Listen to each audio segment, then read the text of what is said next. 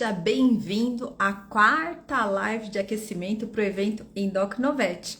Eu sou a Alê e ensino veterinários a identificar e tratar as doenças endócrinas para que possam ter sucesso, destaque na carreira, no mercado de trabalho. Então, se você é veterinário, curte aqui, já dá uma curtida e me segue para não perder, nenhuma dica, tá? Mais especificamente hoje, do que eu vou falar? Eu vou falar sobre diabetes mellitus em cães e gatos, o que o veterinário clínico não pode deixar de saber, tá? O que todo clínico precisa saber. Mas o pessoal está sempre perguntando e eu vou explicar para quem não entrou das outras vezes o que é uma live de aquecimento. Essa live de aquecimento, gente, nada mais é que um aquecimento para o evento que está chegando aí chamado Workshop Endocnovet. Nesse evento eu vou te entregar de graça o passo a passo como é que você faz para identificar e tratar as doenças endócrinas. Então, para você, veterinário, se você quiser participar deste evento gratuito e online, basta comentar aqui embaixo evento, para você garantir a sua inscrição gratuita nesse evento. Beleza? Então bora lá, né? Vamos falar do que importa. Vamos falar sobre o diabetes em cães e gatos, tá? Então importante, né? Será que o diabetes de cão é diferente do diabetes de gato? A resposta é sim. Galera, vocês podem ir mandando pergunta aqui pra mim também, tá? Eu vou responder a pergunta de todos vocês. É só escrever aqui que eu tô de olho no recadinho que vocês estão me mandando. Então, primeira coisa é, o diabetes do cão é diferente do diabetes do gato? E sim, são diferentes, são de etiologias diferentes, ou as causas são diferentes. E por isso vai repercutir no tratamento.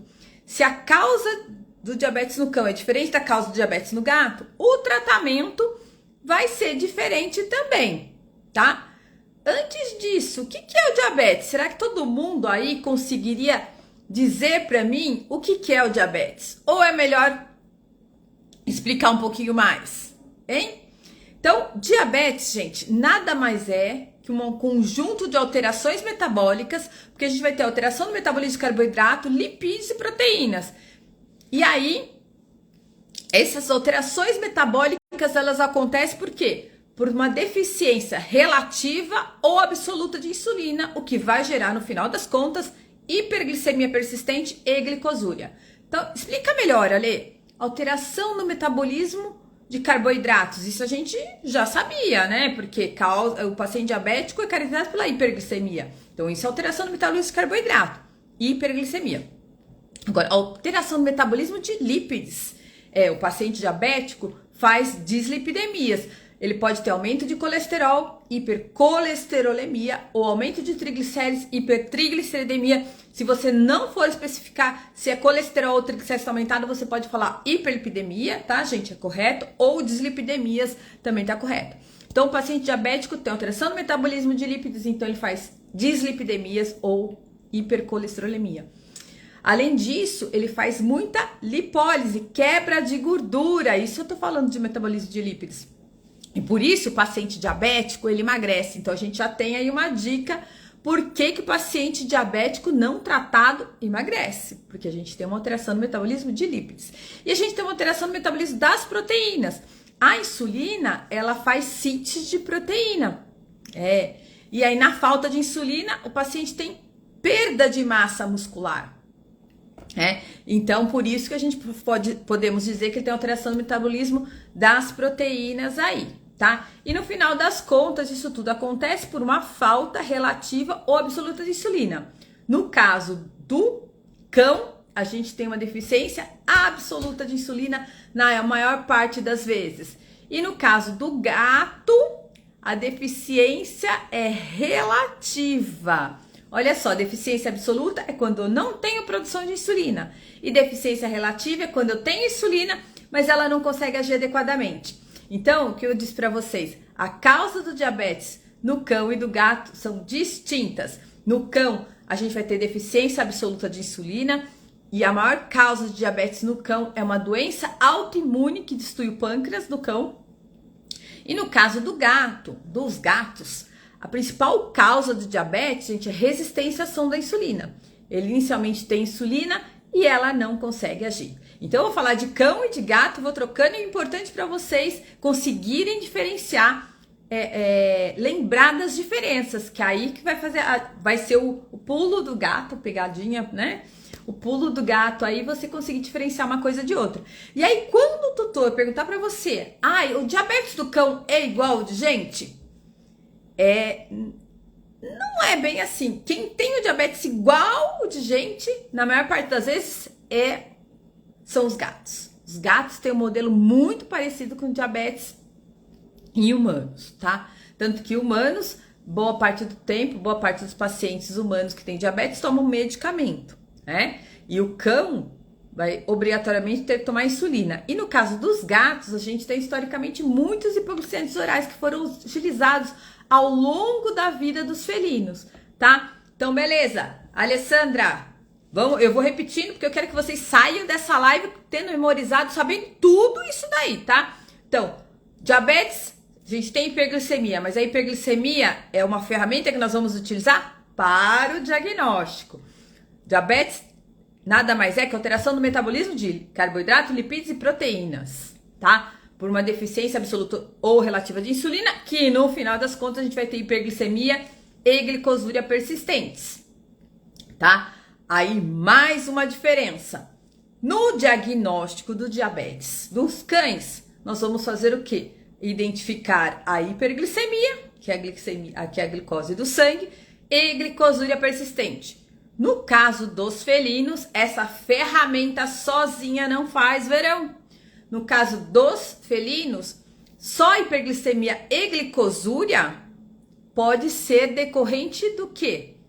O que a gente chama de hiperglicemia de estresse. Sob situação de estresse, gatos saudáveis podem fazer hiperglicemia e glicosúria. Simplesmente porque estão estressados. Então, no caso dos felinos, nós vamos precisar de mais uma ferramenta para esse diagnóstico, que é a utilização da frutosamina. O que é a frutosamina? É uma proteína glicada. Alessandra, será que você não errou? A Alessandra errou, a Alessandra falou a palavrinha errada, falou que é glicada. E vocês estão acostumados a ouvir glicosilada.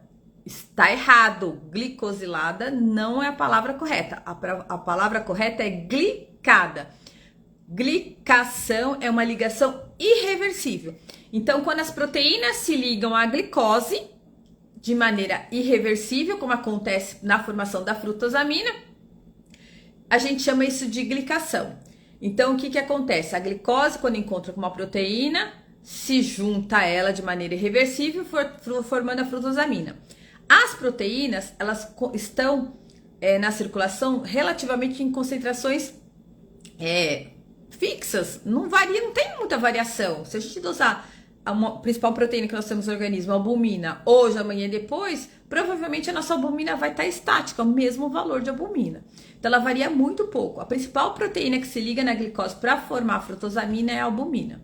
Então, se a albumina ela é constante no organismo e o que está variando é a glicemia, no caso dos felinos diabéticos, quanto mais glicose tiver, mais frutosamina vai formar. Então, olha a diferencinha aí, né? Então, o cão tem o diabetes imunomediado, deficiência absoluta de insulina, e o gato tem a deficiência relativa de insulina, que é o diabetes tipo 2. Então, o cão tem a forma imunomediada, o gato tem o diabetes tipo 2, que é a resistência à ação da insulina, tem insulina, ela não consegue agir.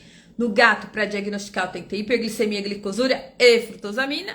No caso do cão, hiperglicemia e glicosúria.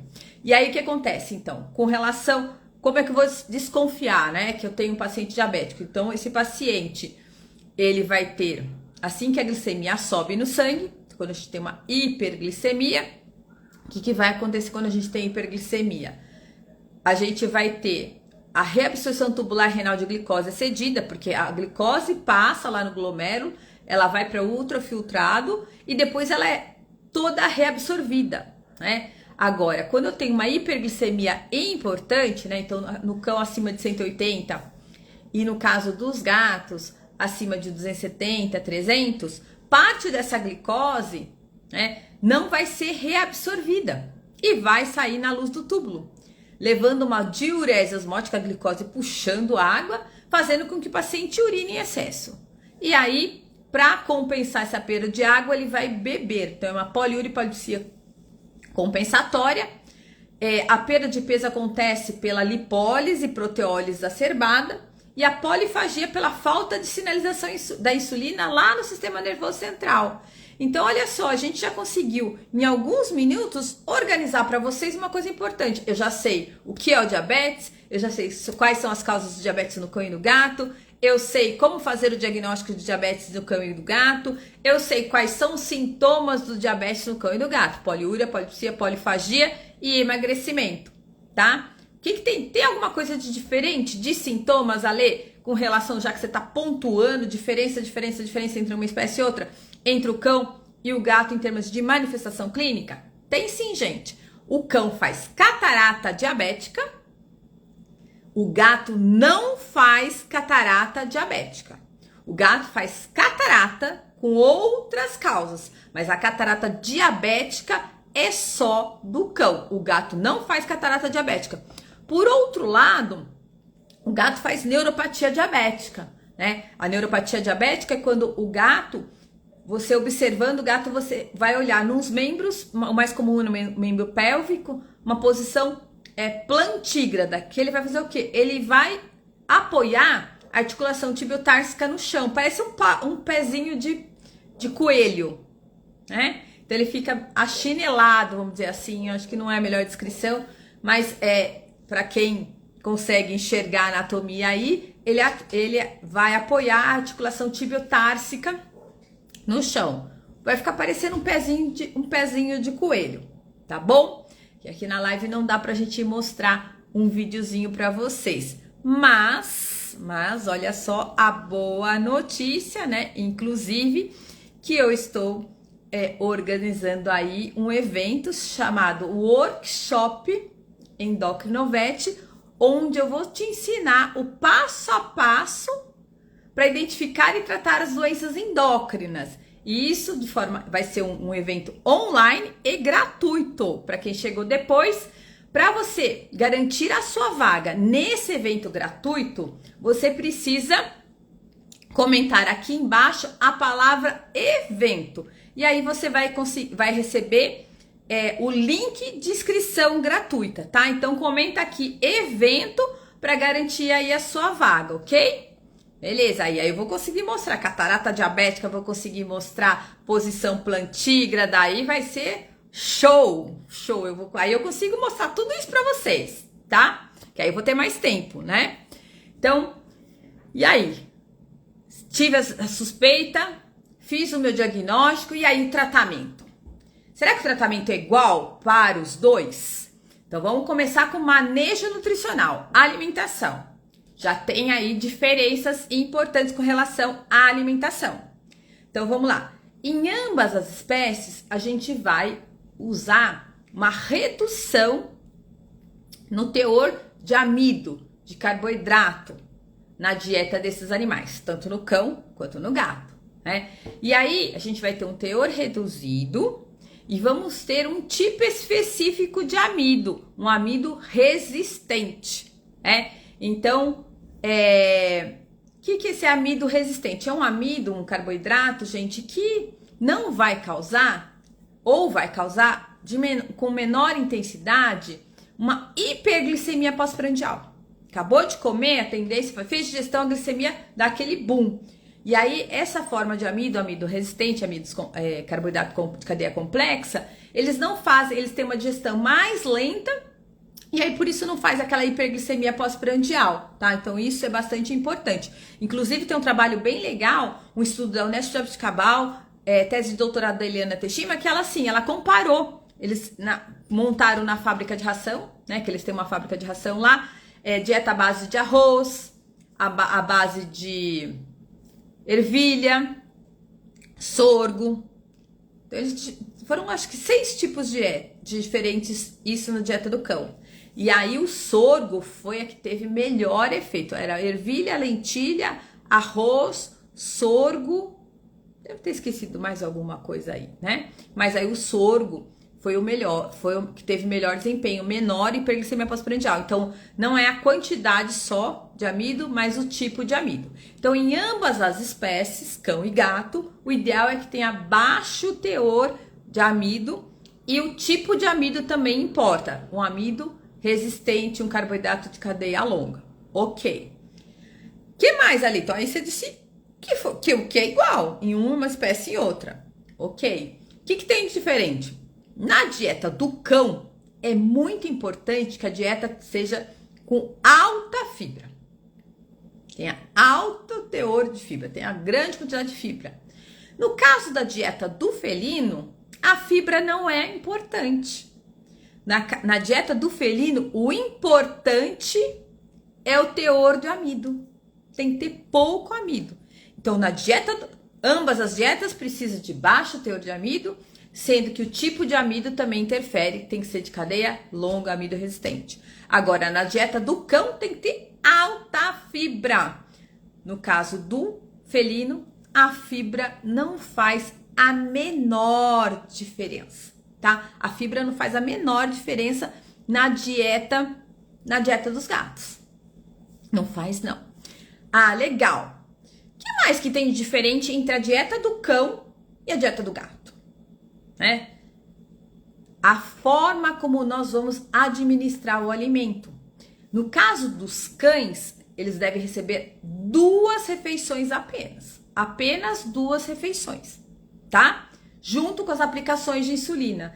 E aí, gente, é um sofrimento para o tutor você explicar isso para ele, né? Então, a gente vai tendo ferramentas, mostrando para ele nas curvas glicêmicas o que acontece com relação às dietas e que não tem como a gente colocar um alimento no meio do dia, tá? Eu vou conseguir detalhar, eu sei que é difícil para vocês convencerem o tutor a isso, mas a gente consegue assim trazendo informações, inclusive eu vou mostrar naquele curso que eu tô falando para vocês, aquele workshop Endocrinovete, como a gente explicar isso para o tutor, né? Porque não basta só a gente saber o que a gente vai ter que fazer que é certo, mas o tutor também tem que ser convencido disso, né? Eu sei que é um sofrimento conseguir isso e os meus clientes fazem sim dieta 2 vezes ao dia no caso do cão, né? Por quê? Porque a gente traz as ferramentas para o tutor entender e ele é nosso maior aliado. E no caso dos felinos, aqui, gente, é uma benção, porque os gatos, eles podem fazer várias refeições, pequenas porções, várias vezes ao dia. Então, o gato, ele tem o hábito petiscador, então ele deve fazer de 4 a 6 refeições por dia. Pequenas refeições. Então, a dieta do paciente diabético, gente, ela tem que ser pesada. A gente tem que prescrever quantos gramas cada paciente vai receber e como a gente deve administrar 2 vezes ao dia, 4 vezes ao dia ou 6. Cão, 2. Gato, de 4 a 6. Se o tutor puder dividir em 6 refeições com intervalos idênticos, é o melhor. Como que eu faço isso? Comedouro com timer. Comedouro com timer resolve o problema. Tem o videozinho mostrando como é que ele faz. Mas isso tudo a gente consegue durante os cursos, tá? Marca aí na agenda para vocês participarem desse workshop. E aí vocês vão conseguir... Eu vou passar todas essas dicas para vocês terem sucesso aí no tratamento desses pacientes endocrinopatas, para vocês terem sucesso e destaque aí no mercado de trabalho, no mercado veterinário. Legal. Ale, você já passou algumas diferenças pra gente. Que mais? O cão sempre vai receber insulina. Sempre. E existe um número imenso de insulinas que a gente pode utilizar para o cão. Essas insulinas, o que elas têm de diferente? A composição, a sequência de aminoácidos dessas insulinas, né? Então, o tempo de ação, isso impacta no tempo de ação da insulina, se elas duram mais tempo ou menos tempo. A origem, se é uma recombinante, se é um análogo, se é uma insulina própria, idêntica à molécula do cão, como é a insulina suína, ou se não é. Então, existem diferentes tipos de insulina.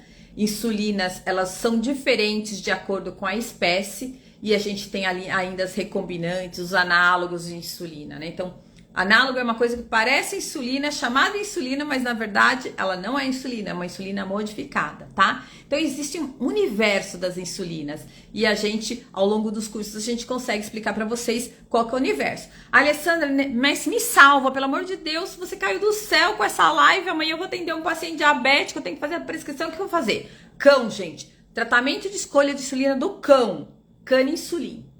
E não é a Alessandra que está falando, não. O consenso de diabetes fala que o tratamento de eleição para o diabetes em cão é a insulina caninsulin, que é a insulina de uso veterinário. É a única insulina que a gente tem aí para cães, né? É idêntica do cão, tá? Então, a única insulina de uso veterinário é a caninsulin.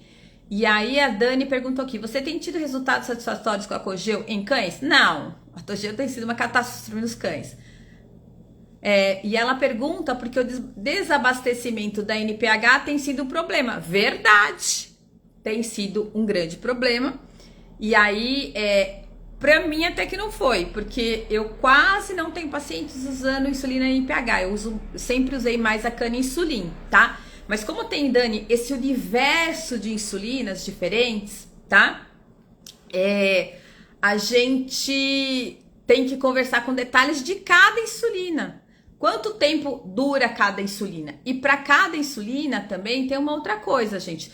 Dependendo do tipo de insulina que você vai prescrever, a seringa é diferente. Por exemplo, a caninsulin, que é uma insulina de uso veterinário, ela tem uma seringa própria. Você não pode usar a seringa que você usa para NPH para aplicar caninsulin, porque vai dar ruim, você vai errar na dose, tá? Então, no caso dos cães, a gente vai usar insulina BID, tratamento de eleição a caninsulin. No Brasil, os veterinários têm o hábito de usar a insulina NPH, porque durante muito tempo a caninsulin foi muito cara.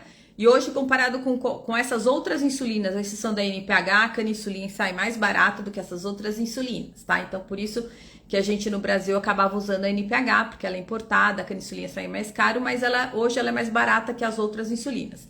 Então, no caso dos cães, a gente vai usar insulina BID, insulina a cada 12 horas. Lembrando, gente, que para cada tipo de insulina, então, a gente pode ter em seringas diferentes, de acordo com a concentração da insulina, né? Então, a caninsulin é uma insulina mais diluída, então ela precisa de uma seringa específica para ela, tá? Não consigo ensinar vocês com detalhes, provar para vocês a diferença hoje, porque é uma live, mas prometo para vocês que no workshop da Endocrinovet eu vou ensinar o passo a passo como identificar e tratar as doenças endócrinas, para que você tenha destaque no mercado veterinário. Então eu vou te mostrar as seringas direitinho para você manejar, para você não errar nesse ponto, porque o veterinário erra muito com relação às seringas, qual seringa utilizar, existem seringas diferentes, como aplicar, onde aplicar, como homogeneizar o frasco, onde armazenar, vocês que estão aí ouvindo essa live. Só pensa, não precisa responder, se você quiser se manifestar, você pode, seja bem-vindo, não tem problema nenhum. Quantos de vocês guardam a insulina NPH, ou guardavam a insulina NPH na geladeira? O frasco aberto em uso. Só reflete. Tá errado.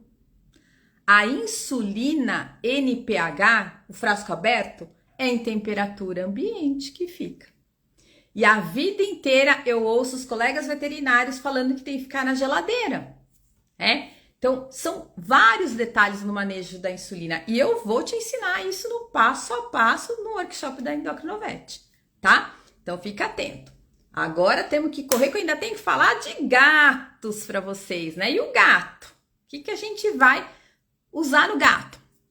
Então, gente, eu vou falar da insulina, tratamento de eleição do diabetes em felinos, que é a insulina Lantus, o nome comercial, e na verdade é a insulina glardina, né? A Lantus é o nome comercial mais conhecido, que foi a primeira insulina glargina, do tipo glargina, que a gente teve no mercado, né? Então, uma insulina de uso humano também. Então, a insulina glargina, gente, também fica em temperatura ambiente, não é para guardar na geladeira a insulina que está em uso. Tá errado, veterinário, não pode, tá?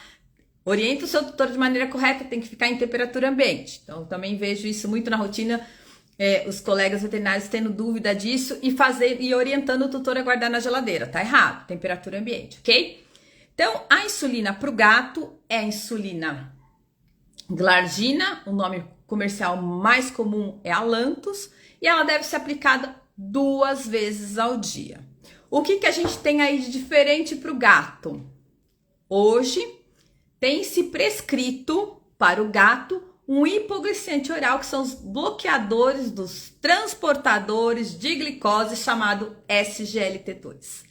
Só que para a gente usar esse fármaco, esse novo tratamento, no caso dos felinos, faz pouco tempo que a gente está utilizando esses bloqueadores, tem muitas nuances que eu preciso explicar para vocês. Não é todo gato diabético que pode usar logo de primeira esse bloqueador, né? O nome comercial chama, deixa eu lembrar aqui, ixi, minha filha tá um branco aqui, dapaglifosina, isso que é o que a gente tem no Brasil, dapaglifosina.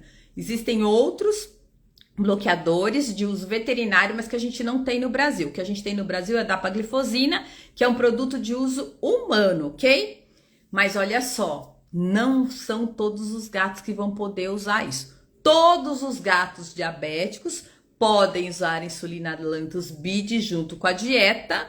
Agora, em substituição à insulina, o manejo alimentar a gente vai fazer sempre, eu posso entrar com hipoglicemiante oral, mas não são em todas as situações, tá? E aí, isso vai para Isso, o nome comercial Forxiga, é isso mesmo, Dani, o nome comercial Forxiga, o princípio ativo é a dapaglifosina, 10 miligramas cada comprimido, é um comprimido gato a cada 24 horas, tá? Mas, gente, eu corri o máximo, falei para trazer o máximo de informações possíveis para vocês, mas não dá pra gente falar tudo numa live, então fica aqui o convite para vocês, né? Que em breve tá chegando aí, por isso que é uma live de aquecimento, né? Fica aqui o convite que eu faço para vocês participarem nesse evento para veterinários, onde eu vou entregar para você de graça o passo a passo para você identificar e tratar as doenças endócrinas para você se destacar no mercado de trabalho. Para garantir essa vaga, para quem entrou por último aí não pegou, para garantir sua vaga gratuita nesse evento, é só comentar aqui embaixo a palavra evento e você vai receber um link de inscrição gratuita, tá bom? Então comenta aqui a palavra evento aqui embaixo, tá bom, pessoal? Amanhã tô de volta às 8h30 da noite com mais uma live e várias dicas para vocês.